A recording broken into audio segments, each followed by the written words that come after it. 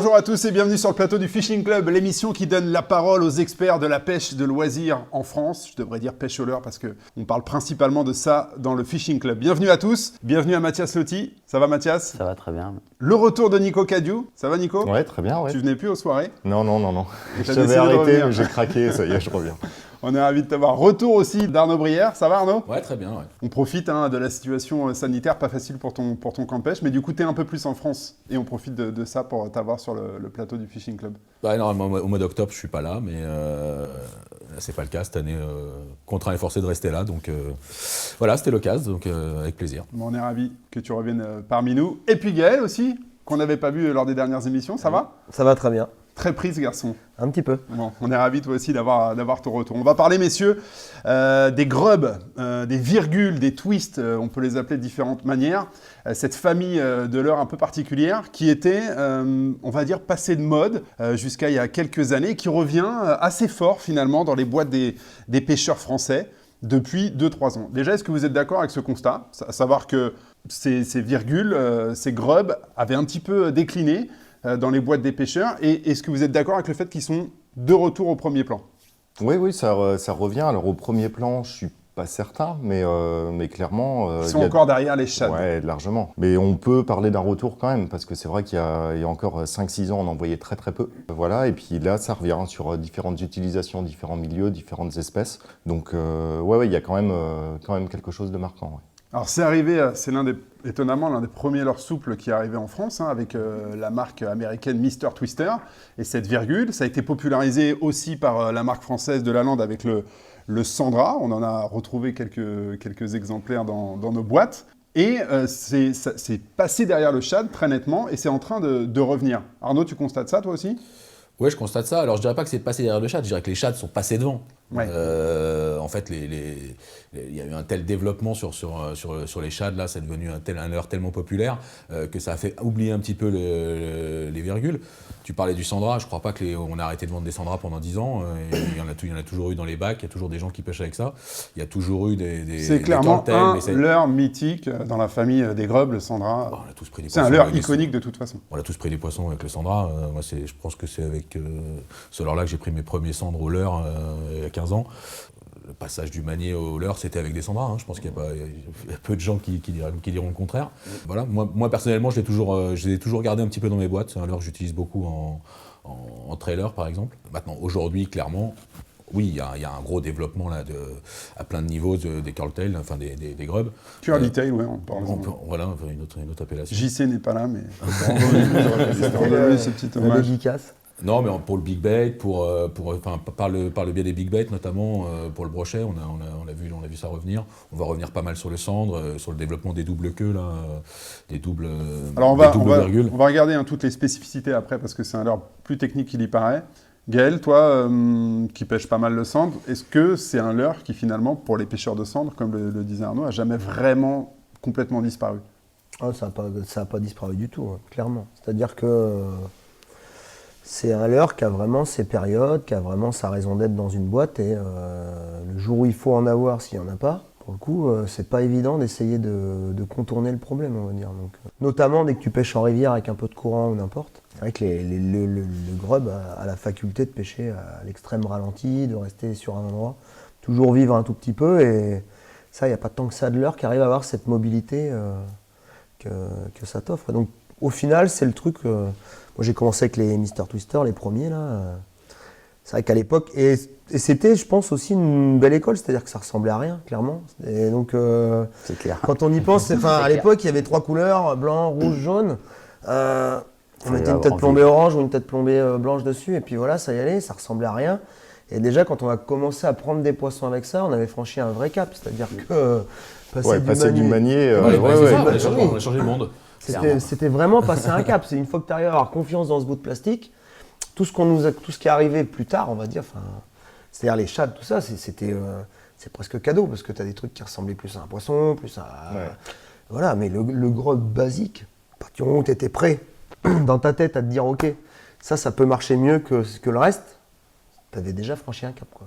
Alors, C'est un petit côté magique quand ça nage. C'est-à-dire que les premiers que j'avais eu en main, bon, tu le regardes, tu te dis Ah, c'est joli. qu'est-ce que c'est que ce truc-là quoi, ça va être Et puis une fois que tu le mets dans l'eau et que ça se met à vivre, tu comprends qu'il peut se passer un truc avec. Quoi. Alors, clairement, on va rentrer un peu maintenant dans le cœur de ce leurre. Il y a une vibration, tu en as parlé Gaël, je crois, vibration assez fine de la queue, mais pas tout le temps. Alors, il y a différents modèles, certains qui sont plus typés pour certaines espèces et d'autres qui s'adressent plus aux espèces qui aiment les vibrations un peu fines, ou les jours où ces espèces veulent des vibrations un peu fines. On va regarder peut-être, Nico, ce que toi t'as amené. C'est des vibrations assez fines, là. C'est des vibrations assez fines, et en fait, ce qui est intéressant là, c'est qu'on a deux leurres qui se ressemblent quand même pas mal si on les regarde. Il y a une queue X-Layer Curly. Ouais, X-Layer Curly et One-Up Curly, là. Le profil des deux leurres, si on les regarde comme ça et qu'on les fait pas nager, il est à peu près semblable. Par contre, ils n'ont pas du tout la même nage. Et c'est ça qui est intéressant, c'est que je pense que dans l'évolution de la famille des grubs, aujourd'hui, il y a des nouvelles types de formes, de plastique, et qu'on peut avoir des nages complètement différentes. Celui-ci, c'est une nage assez classique. Pour un grub, voilà, on va C'est bien le suspendre, qu'on voit bien la flagelle, parce qu'évidemment, toute la magie, souvent, est là, même si l'association au corps du leurre est importante. Donc là, on est dans le domaine du classique. On va ni trop grosse, ni trop petite. Ouais, on va retrouver une nage habituelle de la famille des grubs. Et au contraire, on a d'autres leurres. Là, c'est un X-Layer Curly ici. En fait, qui vont nager. Là, la flagelle est vraiment positionnée en dessous de la queue. Et là, il ne va pas y avoir de battement droite-gauche, ni de rotation derrière. Il va vraiment se tenir en ligne. Et c'est uniquement la partie qui est en dessous qui va battre de droite à gauche. D'accord. Voilà. Ça, c'est vibrations très très fines. Ultra fines. Ultra fines. À l'inverse, Arnaud, tu as amené des grubs un peu plus destinés au brochet. Là, l'appendice qui nage est très, très développé, très large. Et on voit une vibration assez puissante, c'est ça? Bah, tout à fait. En fait, dans les grubs, finalement, on peut retrouver la même diversité que dans les shad. C'est-à-dire en fonction de la dureté de la gomme, en fonction de la largeur de la fossile, en fonction de la grosseur du corps qu'il y a devant, on va avoir des vibrations qui sont complètement différentes. Tu peux nous montrer à quoi ça ressemble un vrai grub à brochet? Un vrai grub à brochet, ça peut être ça, par exemple. Donc là, on voit que c'est beaucoup plus large. Alors, c'est beaucoup plus large, ça émet des pulsations qui sont plus fortes, qui restent de toute façon plus fines que celles d'un shad de taille égale, mais qui va amener une vibration complètement différente certains jours, qui va plus coller à l'envie des brochets. Il y a une partie de l'année, clairement, où je vois, moi, en Irlande, on a des grosses remontées d'anguilles. C'est en ce moment, là, septembre-octobre, on a des grosses remontées d'anguilles sur le Shannon et sur l'Erne. Et si on n'a pas ce type de leurre, c'est très compliqué de coller à la réalité, parce que ça correspond aussi à du vivant, hein. C'est-à-dire que quand les poissons sont focalisés sur les anguilles, on aura beaucoup plus de chances de déclencher une touche avec un leurre comme ça, qui sera beaucoup plus imitatif qu'avec un shad, par exemple. Alors, brochet, vibration un peu plus puissante, on est d'accord sur ça, sur les grubs, ou pas forcément? Est-ce qu'il y a des jours où vous constatez que les brochets, puisqu'on parlait des brochets, on va rester sur cette espèce, est-ce que les brochets peuvent être sensibles à une vibration un peu plus fine? Après, ça peut être une association aussi. C'est-à-dire que voilà, les grubs comme ça, on les utilise aussi beaucoup en trailer, par exemple sur un chatterbait. Voilà. Et là, on ne va pas forcément chercher une grosse caudale qui bat beaucoup. C'est plutôt le petit appel visuel en plus. Et on peut se permettre d'avoir des vibrations fines si on l'associe à quelque chose qui vibre plus fort devant. Mathias, tu as amené un double grub, toi. Ouais, un twin tail, ouais. Je vais te laisser le montrer à Thomas. Donc ça, c'est un leurre que tu réserves. À quelle espèce principalement? Ça, je vais pêcher essentiellement le brochet avec. D'accord. Et j'aime bien le twin tail parce que du coup, tu as plus de portance que sur un grub normal. Tu as quand même cette grande partie plate du coup qui permet de bien appuyer sur l'eau, un peu plus sur l'eau. Donc ça permet de pêcher un peu plus planant et je trouve que la vibration, elle est plus discrète en fait. Tu vas pas avoir un grub qui tourne sur la totalité, tu vas avoir une petite vibration en bout de queue. Ça va permettre de planer et de pêcher assez planant. Donc là, on reste un peu sur le brochet, double grub. Toi Gaël, pareil pour cette espèce-là, on va essayer de décliner, voir qu'est-ce qui marche sur quelle espèce. Après, tout marche sur toutes les espèces, mais brochet, je ferais plus double aussi. Ouais. Double? C'est-à-dire qu'il y a un des facteurs que j'adore sur le brochet, notamment quand je le pêche avec des poses sur le fond ou n'importe, que j'ai sur un double grub que j'ai sur aucun autre leurre. C'est ce côté, dès qu'on tire, ça se déploie, dès qu'on arrête, ça se contracte. Et en fait, c'est ce changement de volume du leurre qu'on peut avoir, notamment avec les jigs. Moi, j'aime beaucoup associer tout ce qui est grenouille avec les jigs, là, parce que si on prend tout ce qui est... là, on est sur un double grub, c'est une grenouille. Et donc, associer ça avec un jig ou un chatter, on va vraiment avoir cet effet, dès que j'arrête, tout se remet, dès que je repars, Ça se descend. s'étale. Et sur des poissons qui vont être chiants, qui vont venir se mettre dessus et tout ça, ça aura vraiment un gros plus. Donc, et le grub a cette faculté qui fait que c'est plus ou moins naturel, c'est-à-dire que il va se comprimer sur lui-même gentiment, se remettre. Et donc, pour les brochets, je préfère le double. Pour 2 raisons. La première, c'est que sur les faces, quand on pêche les herbiers, ça va moins rentrer dedans. Et la deuxième, c'est que quand le poisson va prendre, l'hameçon qui est sur le dessus, il va mieux se dégager, on est sûr que c'est bien, il ne va pas tourner. Tourner, ouais. Il ne va pas y avoir de rotation comme on peut avoir sur un grub simple avec un corps un peu rond.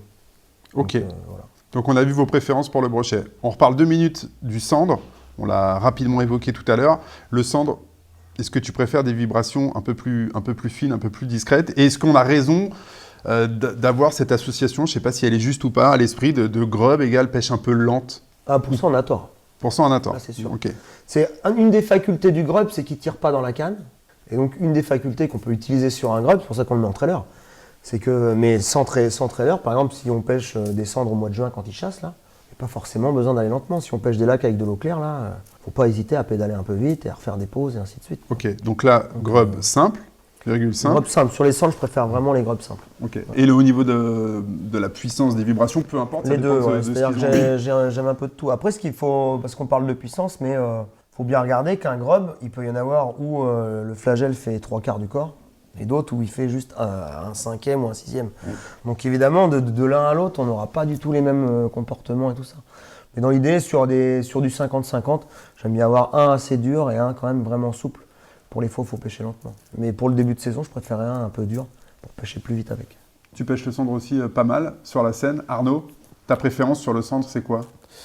Moi, j'utilise beaucoup ce que disait Gaël là sur le rapport de taille entre la caudale et le corps. J'aime beaucoup les leurres qui ont un gros corps et une petite caudale. J'aime bien cela pour le cendre. Et c'est pareil, on retrouve un peu la même chose sur le brochet. Hein. C'est-à-dire qu'il y a des jours où sur une vibration qui est induite par un shad qui est assez mécanique, qui est assez puissante, ces jours-là, ça déclenche pas. Et puis le fait de passer sur une vibration plus douce, un peu différente avec un grub, on va déclencher des touches. Donc c'est une arme de plus, c'est une corde de plus à notre arc, clairement. Mathias, toi sur le black bass, qui est un des poissons que tu pêches beaucoup, Ça rentre souvent dans l'utilisation Ça fait partie des incontournables, quoi, comme une écrevisse, quoi.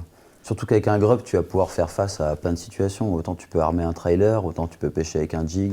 Le trailer, ça revient très Texas. souvent. Hein. Je pense qu'on a bien compris que c'est vraiment un truc à avoir pour positionner, notamment derrière les chatterbait. Ouais.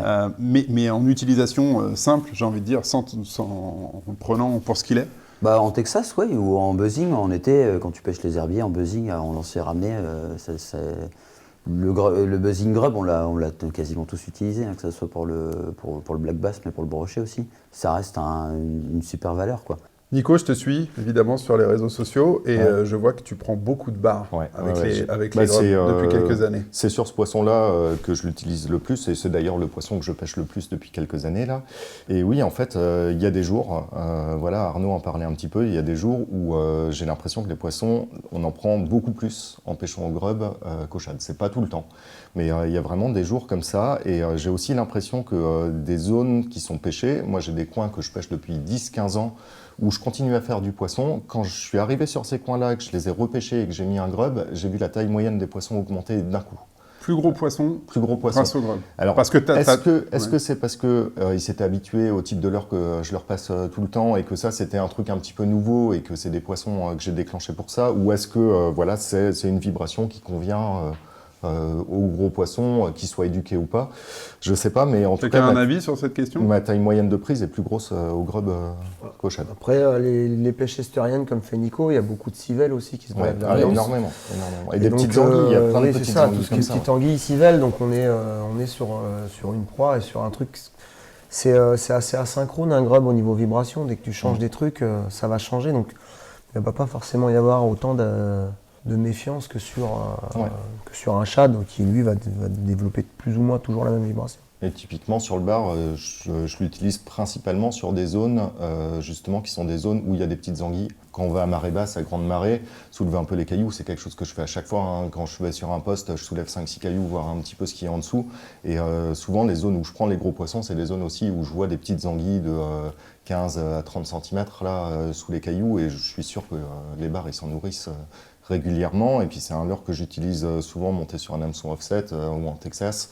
Et au ras du fond, vraiment à gratter le fond. Pas forcément lentement d'ailleurs, j'ai tendance à le surplomber un petit peu. C'est une technique comme ça, surplomber, à toucher le fond assez vite, ça marche très très bien. Je t'ai entendu dire planant tout à l'heure, nage planante sur le cendre. Tu l'utilises aussi des fois comme ça, surplombé? Surplombé un petit peu, mais en règle générale, plus je préfère pêcher un peu comme au toc, à passer dans les courants. Dans les courants, voilà, sur d'autres types de zones, je l'utilise comme ça, et sur le cendre aussi, je l'utilise avec des têtes tombées beaucoup plus légères et à le laisser vraiment vivre dans la veine. Mais c'est deux types d'approches vraiment différentes, mais complémentaires. Arnaud, toi, pareil? Moi, je rebondis sur ce que tu disais tout à l'heure. Je crois qu'il n'y a pas une vérité, en fait. C'est un leurre qui va permettre d'offrir de la diversité, donc forcément de leurrer des poissons qui sont un petit peu méfiants envers des leurres plus classiques. Et puis c'est aussi très imitatif, donc que ce soit qu'on parle de lançon, d'anguille, de lamproie, de sangsue. C'est vrai que finalement, ça imite pas mal de choses qui sont dans l'eau. C'est très imitatif, donc ça part à jouer à ce niveau-là. Et puis sur les endroits sur les poissons qui sont un peu méfiants, là, qui se méfient des chats, etc., ça amène une alternative qui est redoutable. Donc, puis en plus, on le voit bien, les utilisations sont multiples, que ce soit en buzzing, en surface, que ce soit rapidement entre deux eaux pour imiter une anguille. Alors en surface, là, pour le coup, j'ai l'impression que c'est très anecdotique. Je me trompe? La pêche au grub en surface. Alors, quand je dis surface, c'est la première couche d'eau, juste subsurface. Mais en surface, top water. Non, moi je fais ça pour le coup. Ça a été pendant un bon moment, on va dire, une bonne mode pour le black bass, quoi. D'accord. Et sur la Méditerranée, dans les étangs, les gars qui pêchent les loups aussi, ils le font aussi. Ok. Il faut en avoir. C'est l'indispensable, quoi. Ok, merci beaucoup. C'est la grenouille de Dédé. La grenouille de Dédé, qui n'a pas pu être parmi nous Qui est pas là, aujourd'hui. mais- Le leurre ultime. Le leurre ultime. Salut David non. Dubreuil. Merci les gars, j'espère qu'on a fait à peu près le tour sur le grub. On va enchaîner dans le fishing club et on va passer aux ardillons. Vont-ils disparaître? On en parle tout de suite.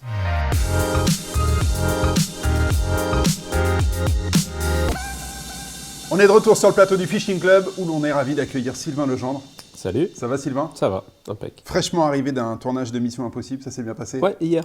Ouais, c'était très bien. Bon, on a hâte de découvrir ça. On va parler des ardillons, messieurs, et on va se poser la question très directe. Est-ce que les ardillons vont disparaître et aurions-nous tendance à faire disparaître les ardillons? Évidemment, sur ce plateau, tout le monde aime bien relâcher ses prises dans les meilleures conditions. Supprimer les ardillons ou pêcher sans ardillons, ça permet déjà, premier avantage très très évident, de moins blesser le poisson et de le décrocher plus facilement. Tout le monde est OK avec ça? C'est le gros avantage de la pêche sans ardillons? Ouais, Oui, du puis, poisson et des doigts. du Poisson bonhomme et pêcheur, aussi, hein. ouais. Ouais. Alors on va le faire tout de suite, ça. La sécurité du pêcheur, c'est important aussi, Ah bah. hein, mine de rien, parce que ça peut être assez rigolo dans le doigt et encore que pas toujours, mais il y a d'autres parties où c'est moins rigolo. Pourquoi tu rigoles? Parce qu'on a eu le cas cette année tous les deux. On a eu le cas cette année tous les deux, effectivement. Exactement. Et heureusement que tu avais écrasé les Heureusement ardillons. que j'avais écrasé l'ardillon, Ouais. parce que je t'ai vu changer de couleur. Ouais, parce que je m'attendais à une extraction en force et finalement tu m'as dit non, j'ai écrasé les T'as ardillons. été et- déçu, quoi. Ouais, j'étais déçu. On peut la faire en live. Hein. Non, ça va aller. Ça va aller. Non, ça peut être rigolo sur des petits hameçons. Après, quand les tailles augmentent, la taille de l'ardillon augmente proportionnellement et c'est jamais drôle. Par exemple, en un voyage exo, je conçois même pas de partir. J'écrase et je lime tous les ardillons avant le départ pour être sûr de ne pas faire une connerie sur l'eau et de vite changer un hameçon et de relancer avec un ardillon. C'est trop grave. Ils sont énormes. Tu t'en mets un ou t'en mets un dans un collet. Ouais, et si c'est- t'as le le poisson séjour, pendu à il l'autre est- bout en plus. Ah oui, mais le séjour, il est ça fini, peut être le quoi. Ça carnage. peut virer à la Ouais. boucherie très Ouais. rapidement. Ouais. Ok, donc pour les pêcheurs, évidemment, gros avantage, les blessures aussi moins importantes. On va maintenant s'intéresser à la conséquence, enfin en tout cas celle qui freine, je pense, vous allez m'arrêter si je dis une bêtise, celle qui freine le plus de pêcheurs, c'est de se dire si je pêche sans ardillon, je vais évidemment décrocher plus souvent mes poissons, puisqu'à la base l'ardillon est conçu pour ça, pour que l'hameçon reste dans la gueule du poisson. Est-ce que déjà, c'est forcément vrai? Est-ce qu'on décroche un peu plus quand on pêche sans ardillon? Je pense que globalement, oui. Enfin, si on prend sur une longue série comme ça, il y a sûrement un petit peu plus de décrochés sans ardillon, mais sans ardillon, il y a une qualité de ferrage qui est aussi un petit peu meilleure. Donc, Bien sûr, ça compense Il largement. y a des poissons Ouais. qu'on n'aurait pas pris avec des pénétrations de pointe bien moins qualitatives avec un ardillon.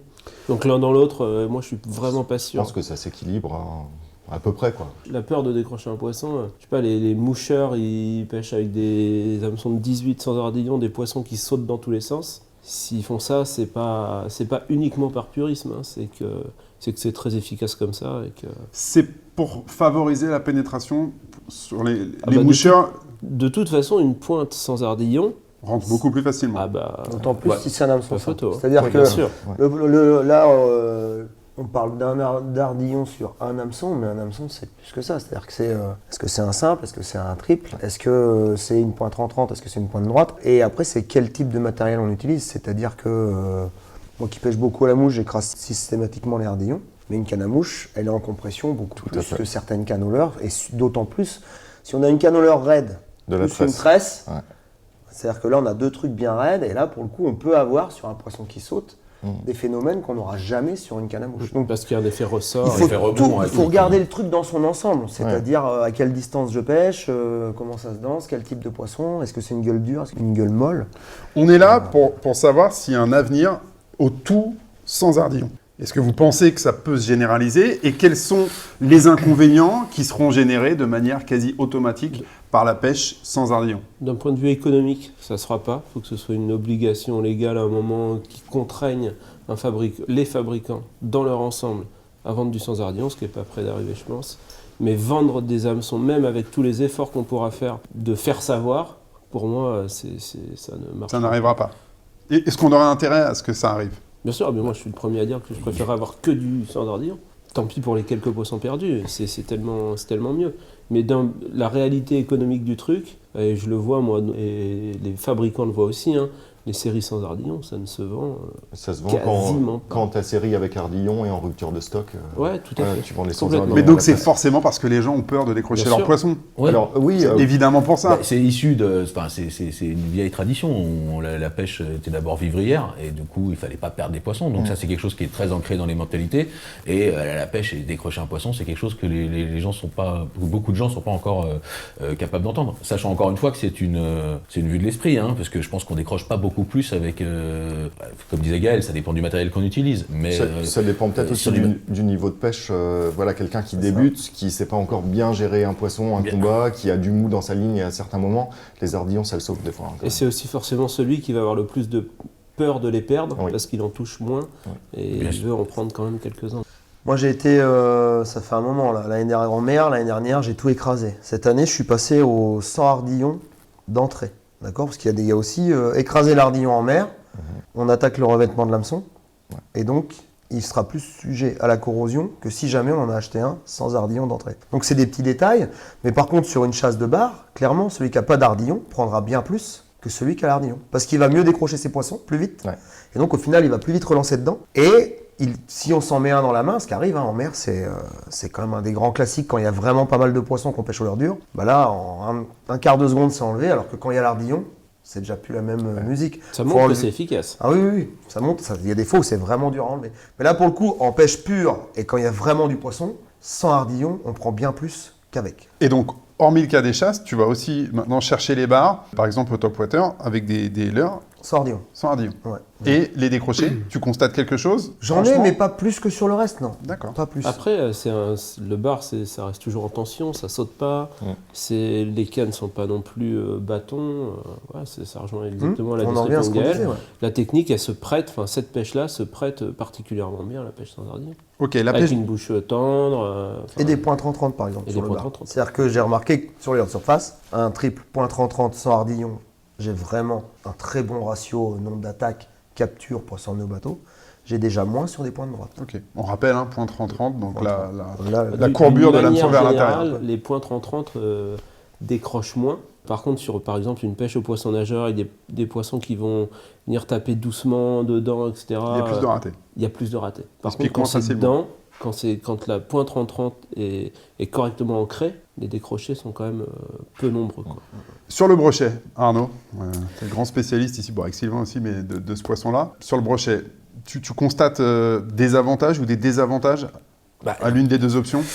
Ce que disait Nico tout à l'heure, c'est très juste, et soit notamment sur le brochet qui a une bouche très dure, où le ferrage c'est une grande part de la pêche. Le fait de ne pas avoir d'ardillon, ça permet de ferrer bien plus efficacement et à l'hameçon de rentrer plus simplement.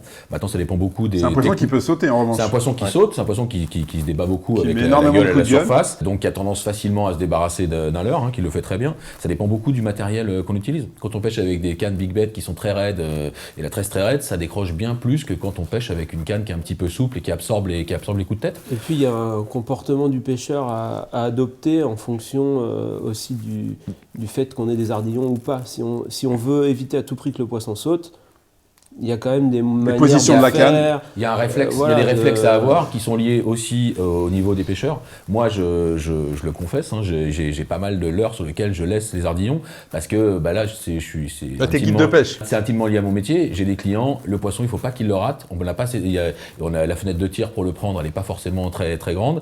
Et pour l'avoir vécu plein de fois où l'hameçon était, les ardillons étaient écrasés, le gars il fait une petite erreur de manip, il donne un peu de mou dans la canne, il décroche le poisson de la journée ou du séjour qu'il fallait pas, et voilà, ça peut être problématique. Donc voilà. Après, moi, je pense que quand on a un petit peu l'habitude, il y a la facilité de ferrage compense largement les poissons décrochés, quoi. Facilité de ferrage, ça oblige aussi les pêcheurs qui veulent pêcher sans ardillon à progresser un peu techniquement dans la gestion du combat, non? Maintenir une ligne parfaitement tendue tout le temps, bien orienter la canne. Changer les habitudes un peu. Il y a un truc qui est intéressant, alors qu'on ne peut pas transposer à toutes les pêches, mais si on regarde l'AREA qui se développe doucement, enfin c'est le début en France, mais qui est très très développé au Japon par exemple, là-bas, dans les règles des compétitions, les ardillons sont interdits. Donc voilà, ils sont obligés de pêcher sans ardillon.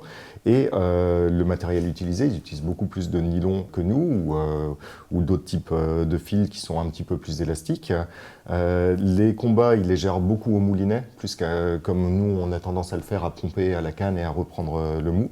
Donc ils moulinent contre le fras. Alors ça, c'est pas uniquement du fait qu'il y ait une absence d'ardillon, mais ça se marie très très bien. Voilà, des cannes un petit peu plus souples, plus de nylon, et voilà, et une gestion du frein qui est différente. En fait, il faut adapter l'ensemble de la technique à la pêche sans ardillon. C'est-à-dire c'est la canne, c'est le frein, c'est le nylon, etc., quoi.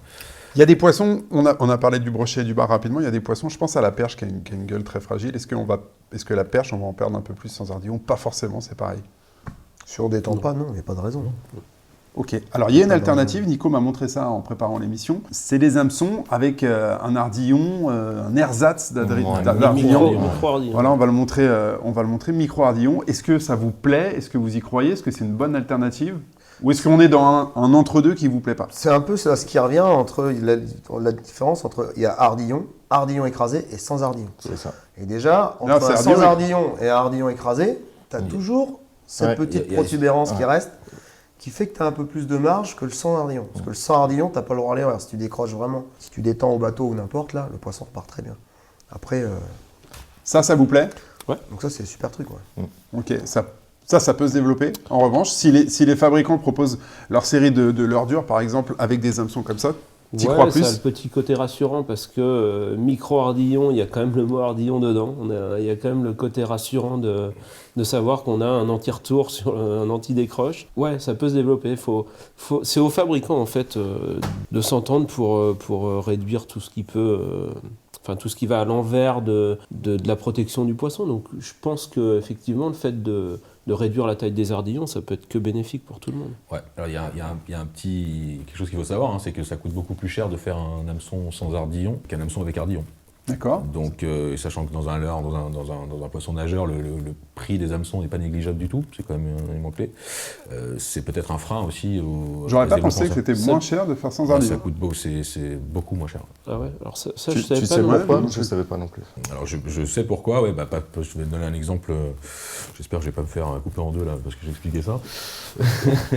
Là par exemple, en fait, c'est le point d'appui pour faire, en fait, c'est le point d'appui qui permet de faire tourner l'hameçon. D'accord. Quand tu pars d'un hameçon qui est un Après, simple clou, tu vois, tu fais l'encoche et ça permet de tourner l'hameçon. Le prix des hameçons n'est pas non plus une grosse partie du prix du poisson nageur. Hein. Ça dépend Franchement, de la qualité des hameçons que tu as dessus. Ouais, mais même avec des hameçons haut de gamme, c'est franchement pas une grosse partie. Hein. Sincèrement. Ok, donc ça peut se développer. Oui. Il y a une porte. Franchement, je pense. Après, Si on a la volonté de ça, de toute façon, oui, ça peut se c'est développer.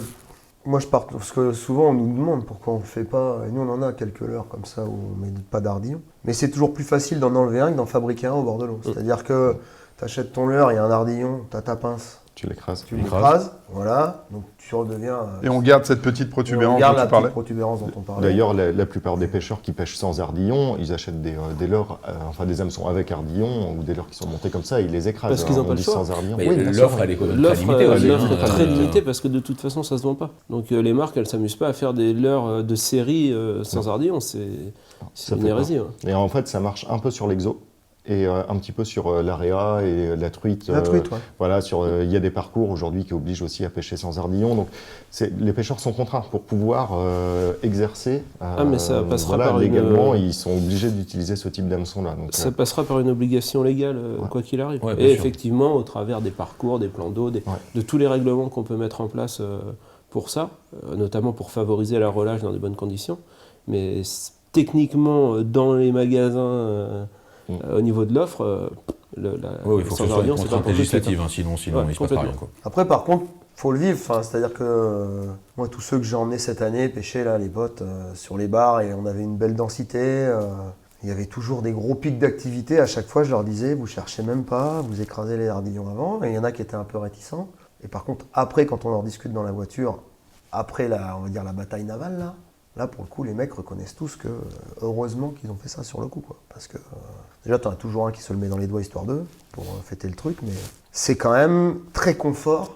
Enfin, quand on très pêche sur un sécurisant. leurre, n'importe. Le fait que quand tu arrives, tu prends ton leurre, tu fais ça là. Ouais. Ton poisson il est décroché parce que t'en as pris plein qui font la même taille, t'as pas besoin de photos, enfin, voilà, c'est hyper confort et c'est beaucoup moins dangereux que d'avoir des leurres qui volent un peu partout dans le bateau quand t'as plusieurs mecs qui pêchent avec des triples. Ouais, il y a ça aussi. hein. C'est que la petite euphorie Ouais, ouais. sur Ouais, une chasse, pendant un les truc, chasses, ça vole dans tous les C'est sens. ça. Je crois qu'Arnaud s'est pris un buster jerk en pleine face un jour. Moi, je Qui peux en t'a raconter assommé des tonnes. J'ai pris un buster jerk en pleine face. Ouais. Heureusement, j'avais ma capuche. J'ai senti les deux hameçons là. Mais je me suis fait épingler, moi, un peu partout sur le corps. Là, Ah, c'est ça avec des. Et non, c'est violent. Je réutilise les trous derrière. On va vous laisser finir sur ça après l'émission. Dernière petite question, peut-être un peu philosophique, mais est-ce qu'on a intérêt, nous, à entamer ce travail auprès des pêcheurs au leurre, essayer de sensibiliser les gens, ou est-ce qu'on va ouvrir une mini-fenêtre on va les appeler comme ça, aux anti-species ou aux gens qui veulent qu'on fasse de moins en moins souffrir le poisson et puis finalement plus du tout pêcher? Est-ce que ça peut aller dans ce sens-là? Est-ce que ça peut être... Enlever un ardillon, enfin réduire les ardillons ou les enlever, ça n'empêchera pas le prélèvement et la consommation de celui qui veut le faire. C'est pas parce qu'on l'enlève. Non, mais je parle qu'on l'attrapera plus. dans ces fameux Le débats ouais, d'accord, qui vont revenir sans arrêt avec de plus en plus de force sur la souffrance générée, le stress généré au poisson par le fait de pêcher. La souffrance, on l'assume, on n'a pas d'autre choix. Par contre, rien n'empêche pour la partie des pêcheurs qui souhaitent relâcher le poisson, Dans des bonnes on conditions. peut, dans des bonnes conditions, autant aller dans ce sens-là et favoriser la pratique. Le jour où on va sortir des études de notre côté pêche là, où tu feras des études avec des hameçons sans ardillon et où 80% des poissons sont décrochés dans l'eau sans les manipuler, tu verras qu'au niveau du taux de survie, on ne pourra rien nous reprocher derrière. C'est-à-dire que si on va dans ce sens-là, il vaut mieux avoir un poisson que tu ne manipules quasiment pas et que tu décroches, plutôt qu'avoir un truc où tu es obligé de le prendre dans la main, puisque tu as besoin de ta pince pour le défaire et tout ça. Il y a une grosse part de... S'il y a mortalité, la majeure partie du temps, c'est dû aux manipulations du poisson en dehors de l'eau, clairement. Tout à fait. Donc, si on veut justement se couvrir au maximum et si on doit faire des études, on doit les faire et on doit les faire avec poisson dans l'eau sans ardillon, poisson dans l'eau avec ardillon, hors de l'eau, machin, et puis pouvoir comparer ça et avoir un tableau réellement qu'on sache, qu'on puisse dire aux pêcheurs, voilà, quand vous faites ça, vous le faites en parfaite conscience. C'est comme ça. Ouais, puis de toute façon, les pêcheurs au leurre qui relâchent les poissons, ils s'y retrouveront. Parce que à partir du moment où tu décroches dans l'eau très facilement sans blesser un poisson, le traumatisme il est bien moins important et ça ira dans le sens des reprises. Voilà, donc on prendra plus facilement de poissons, il y aura moins de mortalité, donc il y aura plus de poissons derrière, donc ça va dans le bon sens de toute façon, quoi. Moi, j'ai l'impression qu'il y a de plus en plus quand même de gens qui ont envie de relâcher leurs poissons dans des bonnes conditions. Donc il y a peut-être un espoir pour l'évolution des mentalités sans ardillon. Voilà, il y aura aussi des trucs à faire sur la sensibilité des poissons, etc. Quand ils mangent une perche, une écrevisse, un truc, ils ont la bouche blindée. Hein. J'ai pêché en Seine hier et avant-hier, du coup pour Mission Impossible. J'ai pris 2 fois le même cendre sur le même poste, une fois avant-hier, une fois hier. Donc le traumatisme, Ouais, bisous, quoi. voilà. Bon. Parfois, il est relatif. Il est relatif. Et espérons que c'est parfois certain. il soit après, quasiment Bien sûr, inexistant. mais les poissons qu'on Bien peut prendre sûr. plusieurs Et fois dans après, la même combien journée, t'as hein, sur les de brochettes, c'est pêcheurs arrivé régulièrement. qui ont hypothéqué leur partie de pêche pour aller à l'hosto pour enlever un hameçon qui était 3 fois gros Surtout comme ceux qui rien. ont dans le hypothéqué doigt, la partie de pêche à cause d'un D'un autre autre, qui a un ouais. hameçon. Parce que C'est-à-dire, nous, on parce que l'hypothèque t'en pas trop as, et encore, alors ça. les hameçons, il y en a qui s'en enlèvent, on s'en est tous enlevés là, je pense largement. Mais t'en as, dès qu'il y a un moindre truc, et si tu leur proposes de l'enlever, ça va pas, c'est-à-dire qu'ils tombent de l'œil et tout, donc au bout d'un moment, voilà, c'est aussi ça, c'est... Ah non, mais pour la sécurité du pêcheur, je pense que tout le monde va être vite convaincu. Bon, merci les gars, j'espère qu'on a fait le tour sur les ardillons. Merci beaucoup, on va revenir très bientôt sur la chaîne du Fishing Club. Pensez à vous abonner évidemment, c'est notre petite récompense. À très vite pour de nouvelles aventures.